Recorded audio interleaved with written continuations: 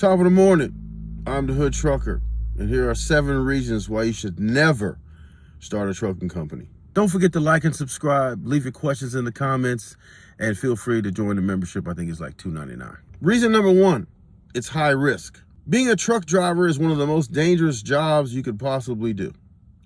And if you're employing people to do the most dangerous job that you can possibly do, it's going to be high risk. It's not only a risk financially, and we'll get to that in a second, but it's a risk to life and limb, both to your driver or to yourself if you want to drive your own truck.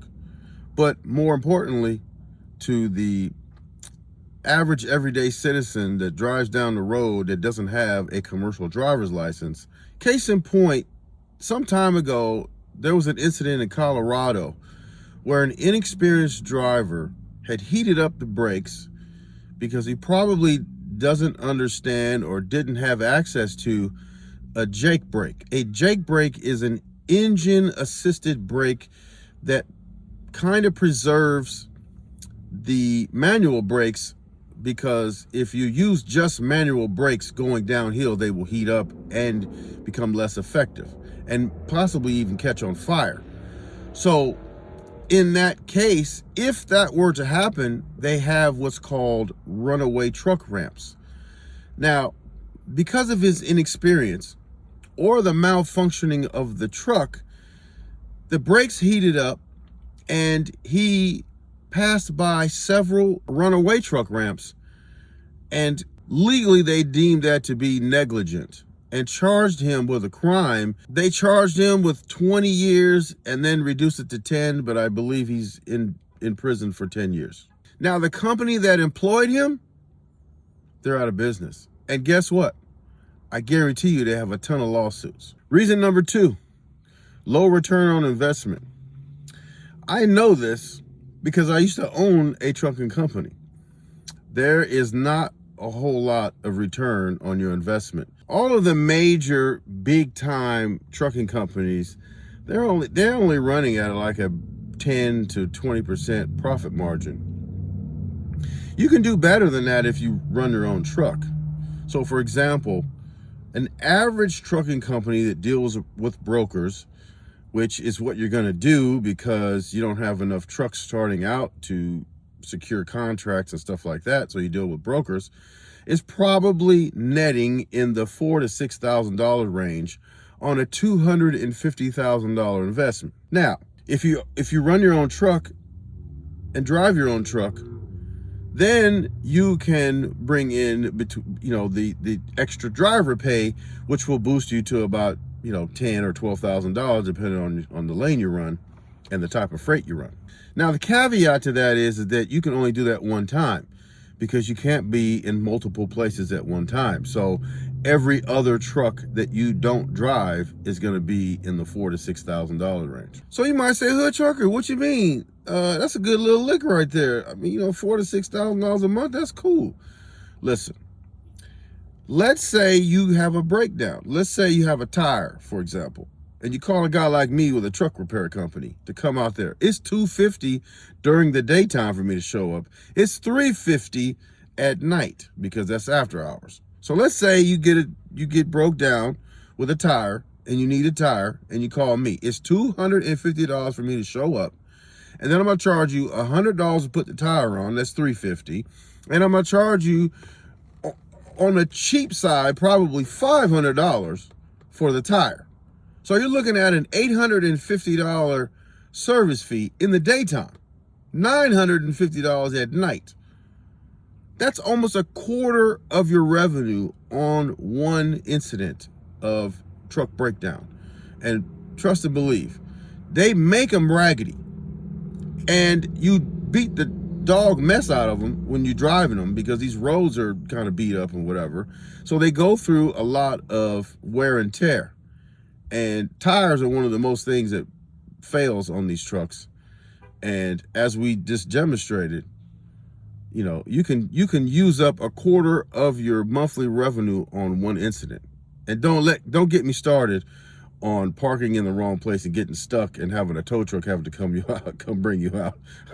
Don't get me started on that. So it's deceptive, and that's why a lot of trucking businesses go out of business, because the numbers look good, but when you peel all the good looking numbers back, you see the real deal. Reason number 3, volatile freight rates. Most people don't know, if you haul going east, it's a different rate than if you haul going west. Let me give you an example.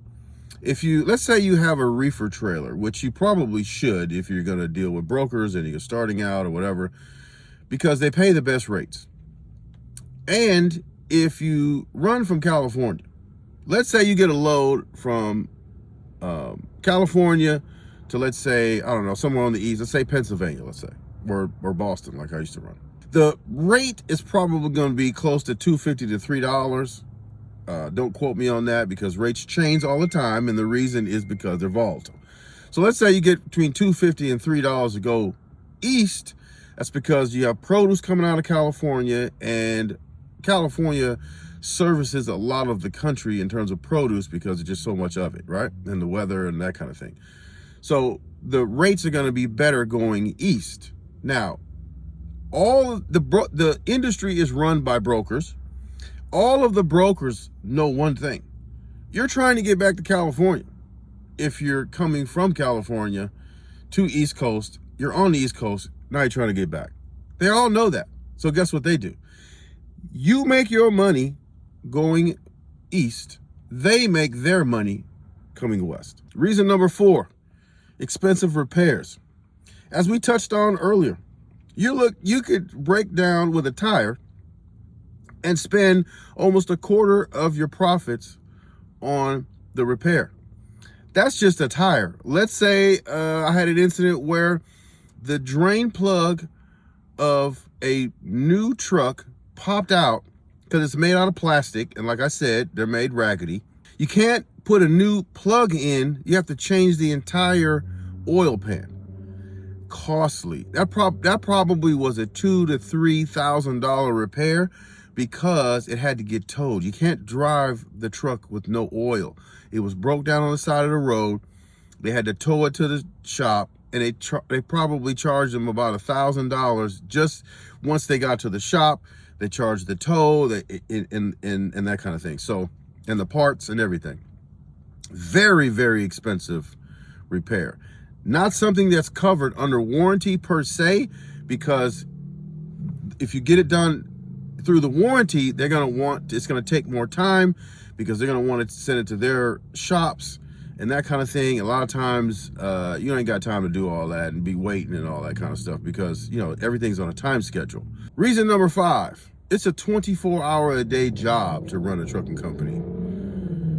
When you have a driver out there, you have to be on call 24 hours a day, because anything can happen at any time. You have to be prepared for anything, whether it be a breakdown, it'd be a crash, something happened to the driver health-wise. I mean, a number of things can happen to make it so that you need to answer that phone when it rings, and it could be detrimental to your company if you don't. Reason number 6, careless and or unsafe drivers. Now, a driver could be careless with experience or without experience. There are a lot of drivers out here, and just because a guy has, maybe have 10, 11, 12, 14 years like I do, years of experience, doesn't mean that they're not careless. They may know what they're doing. They just be, it could be that they're over cocky, overconfident, any number of things that make them careless. And, bad things can happen when a driver is careless. It can also be due to inexperience. You can hire a driver that doesn't cost you as much, because you don't have to pay him as much, because he has less experience, but that also could cost you down the road, because inexperience or carelessness can cost you big time. And last but not least, reason number 7 as to why you shouldn't start a trucking company: not knowing the business side of it first. There are a lot of truck drivers, because they drive a truck, think that they know the business side of the whole thing, right? There are plenty of truck drivers that's gone out of business because they just simply don't know how the business side works. Everybody that drives a truck shouldn't be owning a trucking company. You should drive a truck, and that's it. Because if you don't understand the business side of trucking, these brokers will eat you alive. It's a dog eat dog world in the trucking industry. They know when you know. They know when you don't know. And they're going to take full advantage. A lot of times these brokers will have you doing a whole bunch of stuff for a little bit of money. And that hurts the industry, because these guys come out here, they don't understand the business, they're desperate for money, and so they'll do the things that they shouldn't do, because that drives the rates down and it makes it tougher on everyone else to make any money.